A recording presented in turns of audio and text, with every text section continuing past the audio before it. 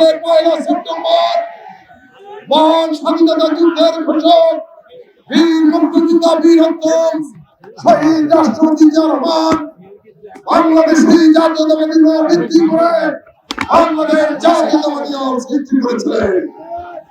1969 সালের ঐতিহাসিক কারণে এই দলটি সৃষ্টি করেছিলেন শহীদ রাষ্ট্রপতি জিয়া রহমান।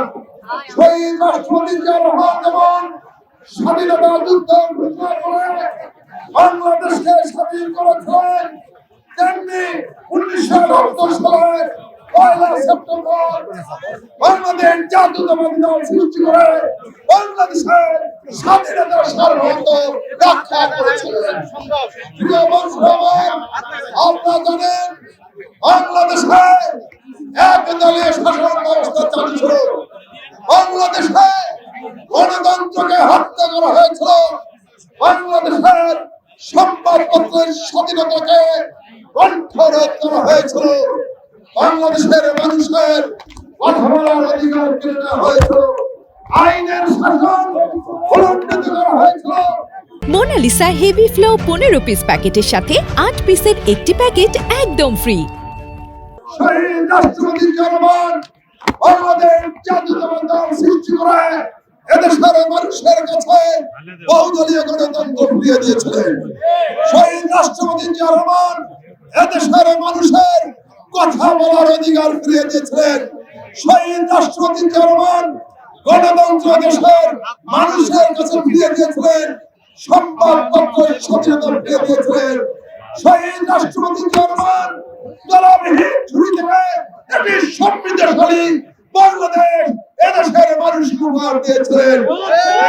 রাষ্ট্রপতি জিয়া রহমান এদেশের আইনের শাসন প্রতিষ্ঠিত করেছিলেন।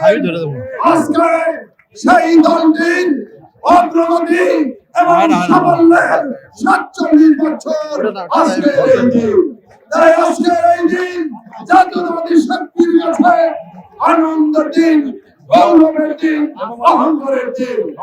আমাদের এই দলটিকে শহীদ রাষ্ট্রপতি জিয়া রহমান প্রতিষ্ঠিত এই বাংলাদেশ জাতীয়তাবাদী দলকে ধ্বংস করার জন্য বারবার আঘাত হানা হয়েছে।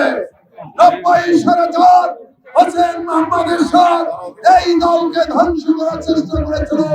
এদেশের মানুষের কারণে, বিএনপির জনপ্রিয়তার কারণে সেটি তিনি পারেননি। 17 বছর হাসিনা এই বিএনপিকে ধ্বংস করার জন্য বহু অত্যাচার, নির্যাতন, জুলুম, খুন, গুণের রাজনীতি করেছেন। কিন্তু এদেশের মানুষের সবচেয়ে প্রিয় দল এই জাতীয়তাবাদী দলকে আপনারা ধ্বংস করতে পারে না। শহীদ রাষ্ট্রপতি জিয়া রহমানকে হত্যার মধ্য দিয়ে তারা এই বিএনপিকে ধ্বংস করতে চেয়েছিল, কিন্তু তার সুযোগ্য উত্তরসূরি বাংলাদেশের আপসীন নেত্রী দেশনেত্রী বেগম খালেদা জিয়া এই দলটির হাল করে এদেশের মানুষের কাছে এই দলটিকে আবারও মনোনীত করেছেন।